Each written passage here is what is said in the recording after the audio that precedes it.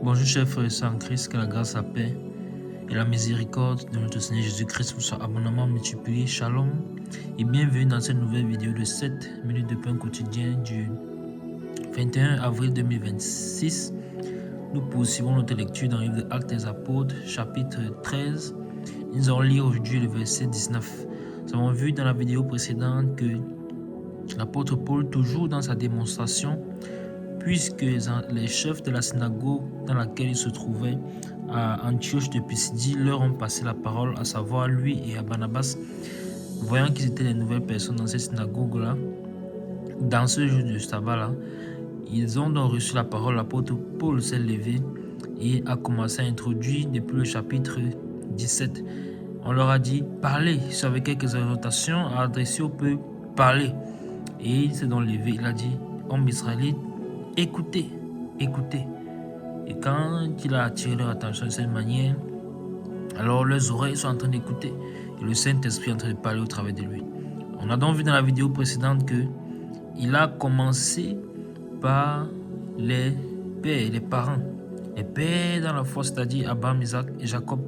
Et il a fait, conduit par le Saint-Esprit, un discours qui était très similaire à celui de l'apôtre Pierre dans le livre des Actes des Apôtres, chapitre 2, chapitre 3 et chapitre 4, et ainsi que à celui de Étienne dans le livre des Actes des Apôtres, chapitre 7, livre que nous avons bien évidemment étudié par la grâce du Seigneur par le passé, dans ces vidéos que nous faisons. Alors, le Seigneur a fait sortir son peuple, le peuple est descendu en Égypte, ensuite ils sont sortis d'Égypte par la main puissante du Seigneur et ils sont arrivés dans le désert. Et donc dans la vidéo précédente, nous avons vu que dans ce désert-là, le Seigneur ne les a pas abandonnés, mais le Seigneur les a nourris dans le désert pendant 40 ans. Et donc, la parole de Dieu déclare que l'homme ne vit pas seulement du pain, mais de toute parole qui sort de la bouche de Dieu. Alors, la parole de Dieu, où trouvons-nous cette parole? Dans les Écritures. Dans les Écritures. Voilà pourquoi il nous faut lire la parole de Dieu chaque jour et la méditer chaque jour. Nous ne devons donc pas laisser un jour passer sans avoir médité la parole du Seigneur en tant qu'enfants de Dieu. Puisque nous ne marchons pas selon la vanité de nos pensées, nous ne marchons pas comme ceux qui ne connaissent pas le Seigneur. Il nous faut nous nourrir de la parole de Dieu. De la même manière que nous nourrissons le corps, l'esprit a besoin lui aussi d'être nourri. C'est ainsi donc qu'en nous nourrissant de la parole de Dieu, alors notre intelligence sera renouvelée. Alors le Seigneur a nourri son peuple dans le désert pendant 40 ans. Alors nous aussi, il nous faut soupirer à cette nourriture. Et pendant 40 ans, il a été fidèle, il l'a fait. Et on a donc vu que quand on sort de l'Égypte, c'est-à-dire du monde, il est possible que nous traversions une phase de désert.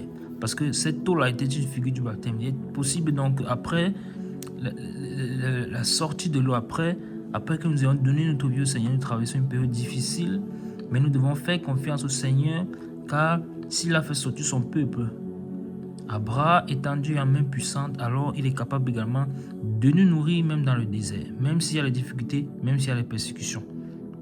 Alors toi qui écoutes cette vidéo, est-ce que tu as déjà donné ta vie au Seigneur? Car pour que ce soit valable pour toi, il faut déjà que tu aies donné ta vie au Seigneur. Et c'est simple, le Seigneur est déjà mort à la croix. Il a déjà payé le prix le plus cher, le prix le plus ultime. Il a donné sa vie. Alors c'est juste par la foi à son œuvre, par la foi en lui. Alors tu reçois le salut et la vie éternelle.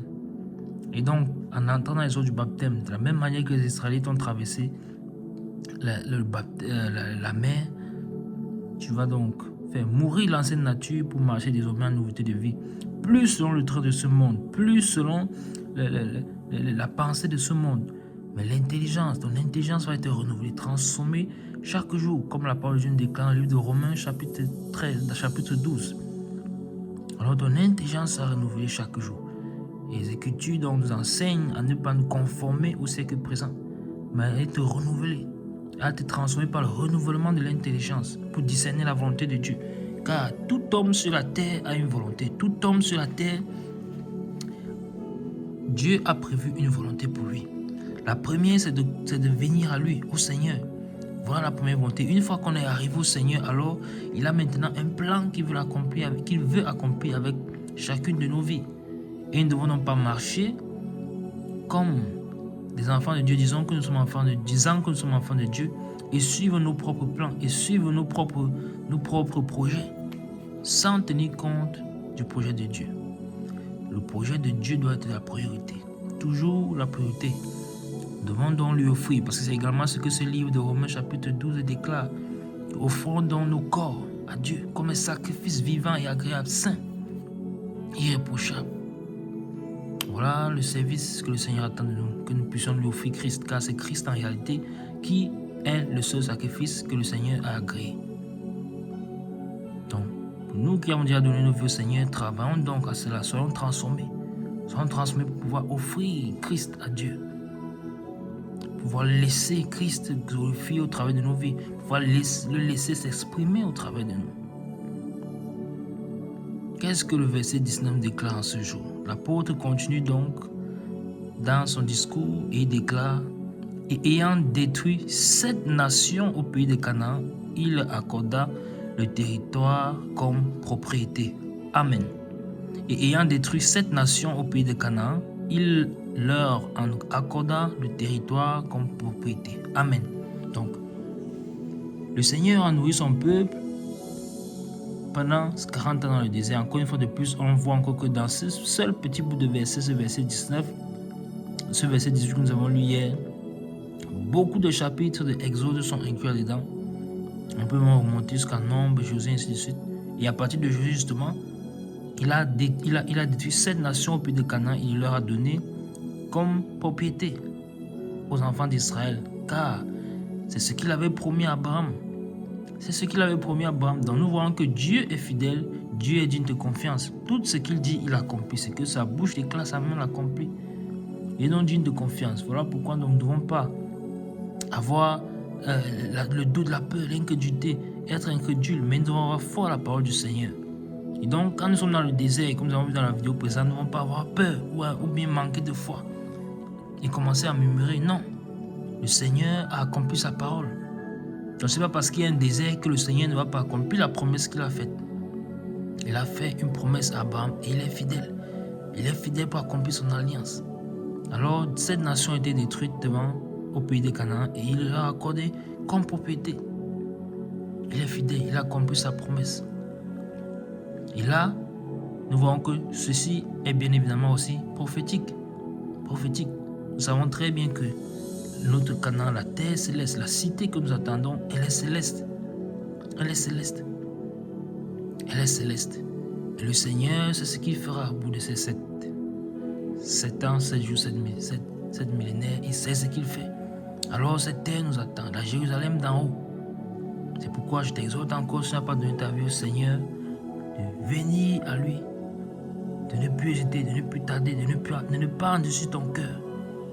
Car il y a une vie merveilleuse, une ville merveilleuse et une vie merveilleuse qui nous attend. La cité céleste, la Jérusalem céleste. Dans cette ville, il n'y a plus de pleurs, il n'y a plus de souffrance, il n'y a plus de cris, il n'y a plus de douleur, parce que le Seigneur est avec nous. Alors, cette vie sur la terre est éphémère. Elle est éphémère.